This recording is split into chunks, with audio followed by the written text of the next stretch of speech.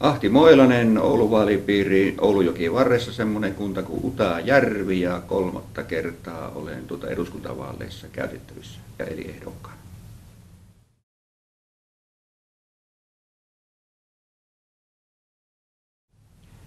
Perhepolitiikkaan, eli kodin on oltava kunnossa ja mitä päästään, eli se on toimeentulo, perhe-etuudet kohdalla ja sitten terveydenhuolto kunnossa.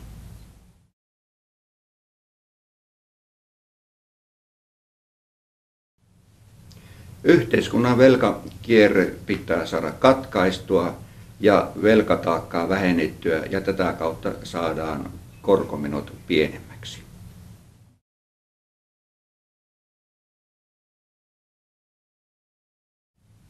Budjettiin kotiuttamisrahaa, josta pakolaiselle maksetaan esimerkiksi 100 euroa kuukaudessa palkkaa vuoden ajan hänen kotimaahansa, jolloin laittaa asiansa kuntoon.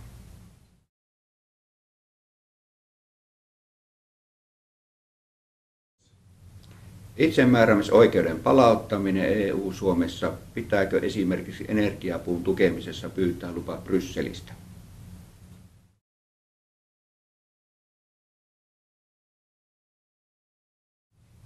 Suomessa ei ole työvoimapulaa niin kauan kuin työvoimatoimistosta löytyy yksikään työtön.